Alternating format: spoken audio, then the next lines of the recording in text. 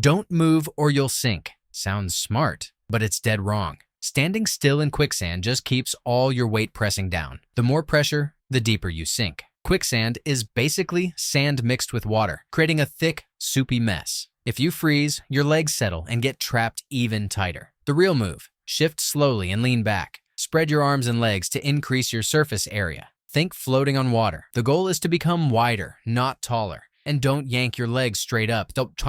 That just creates suction. Wiggle them gently instead. Quicksand isn't instant death. It's just bad physics. So if you ever stumble in, remember, don't stand there like a statue. Wiggle and float your way out. Number 9. Suck snake venom out of a bite. Picture this. You get bitten by a snake. Your friend channels their inner cowboy and says, "Quick, cut the wound and suck out the venom." Please don't. That classic movie scene, it's pure nonsense. Sucking out venom removes almost none of the toxin, and you'll probably just end up with a mouthful of bacteria, or infect the wound even worse. Cutting the bite is even dumber. You'll damage tissue, lose blood, and do nothing to stop venom spreading. The real lifesaver? Stay calm. Keep the bite lower than your heart. Apply a pressure bandage if advised, and get medical help fast. So, if you're bitten, your best tool isn't your mouth, it's your phone. Number 8. If you're missing, wait 24 hours before anyone should worry. Ever heard this one? You have to be missing for 24 hours before anyone can report it. Total myth, and a dangerous one. Movies like Gone Girl show police hesitating, assuming a missing adult might just have run off. And in Twin Peaks, Laura Palmer's disappearance sparks debate over whether it's really urgent.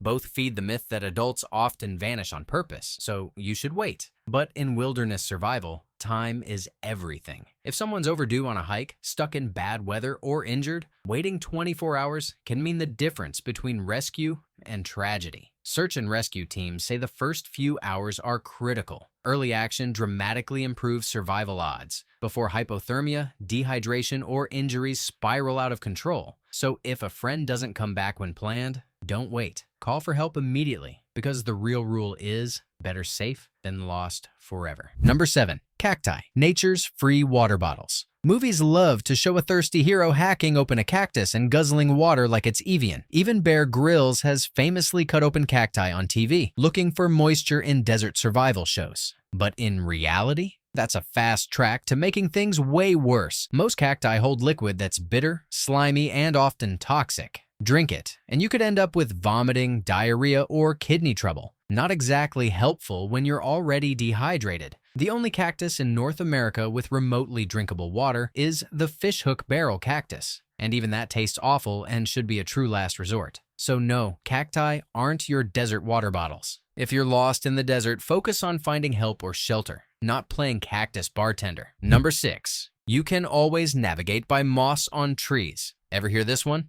Moss only grows on the north side of trees, so you'll never get lost. Total myth. Moss grows wherever it's damp, shady, or humid. Depending on terrain, it might cover the east, west, or the entire tree trunk. I once had a science teacher who swore moss was nature's compass. On a field trip, he tried to guide us using moss and led the entire class in a perfect circle. We ended up right back at the school bus feeling like clueless explorers. So yeah, moss isn't your reliable forest GPS. If you're truly lost, use a map, compass, or your phone's GPS, because trusting moss alone might leave you hugging the same tree for hours. Number 5. Mouth-to-mouth for drowning victims. You've seen it a million times in movies and TV. Someone's pulled from the water and the hero instantly goes in for mouth-to-mouth. Shows like Grey's Anatomy and Lost Love dramatic ocean rescues. Someone coughing up water while doctors or castaways heroically save the day. But here's the reality. It's not always the right move. A panicked, drowning person can drag you under too. In real life, people flailing in the water grab anything, including your neck, and won't let go. Many would-be rescuers drown trying to save others. The safest first step? Protect yourself. Throw them something that floats. Talk to them. Keep your distance until it's safe. For mouth-to-mouth, only attempt rescue breathing if you're trained and sure the scene is safe. So yeah,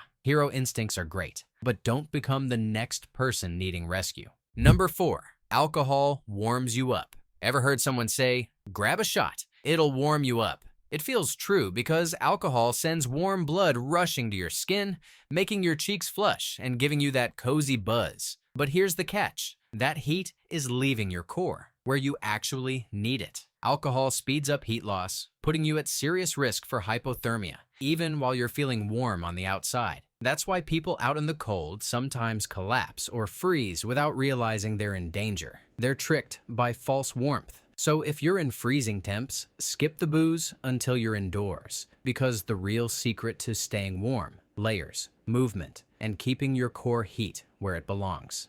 Number 3, peeing on jellyfish stinks. Picture it. You're at the beach, you get stung by a jellyfish, and someone shouts, "Quick, pee on it." Total myth, and honestly, pretty gross. Jellyfish stings leave behind tiny nematocysts, microscopic venom-filled cells stuck to your skin. Pouring urine or even fresh water over the sting can actually trigger those cells to fire more venom. Instead of helping, you're basically pressing the attack again button. The real solution is rinsing the sting gently with seawater, carefully removing any visible tentacles and soaking the area in hot water, not scalding, for 20 to 45 minutes to help neutralize some venom and reduce pain. And if the sting is severe, causes allergic reactions, or comes from a dangerous species like a box jellyfish, seek medical help fast. Leave the bathroom tricks to sitcoms. Your skin and your pride will thank you. Number 2, play dead with every bear. Everyone's heard the advice. If a bear attacks, play dead. But that's a half-truth that could get you seriously hurt, or worse. Playing dead can help if you're dealing with a grizzly bear that's attacking defensively, like protecting cubs or food. In that case, dropping to the ground, covering your neck, and staying still might convince the bear you're not a threat. But try that with a black bear, and it's a different story. Black bears are more likely to see playing dead as an easy target, or an invitation to keep mauling. With black bears, experts say you should fight back, yell, throw things, and make yourself look big. So yeah, the play dead rule isn't one size fits all. Know your bears, because your life might depend on it. Number 1, removing a bullet is essential for survival. Hollywood loves this scene. Someone gets shot, bites down on a stick, and their friend digs out the bullet with a knife. Instant heroics. Shows like The Walking Dead and movies like John Wick are full of characters pulling out bullets mid-crisis like it's the only way to survive. In reality, terrible idea. Trying to remove a bullet yourself can cause way more damage. Bullets tumble and fragment inside the body, shredding tissue and blood vessels. Digging around can slice nerves, puncture organs, or cause massive bleeding. Doctors often leave bullets in place if they're not causing harm. The real priority is stopping bleeding, preventing shock, and getting professional help fast. So yeah, leave the bullet extractions to surgeons. Your friend's pocket knife isn't the tool for the job. Bonus round. Bite on a stick for pain. Old school advice says just bite on a stick and deal with it. But real life, totally different. Clenching your teeth that hard can crack them or make you choke if you faint. Plus, chomping wood does zero for actual pain relief. These days, doctors prefer smart pain control, proper positioning, gentle pressure, and getting help fast. So skip the stick and save your teeth for better things like pizza. Thanks for hanging out, legends. Which survival myth blew your mind today? Drop it in the comments and hit subscribe so you don't end up wrestling bears or peeing on jellyfish.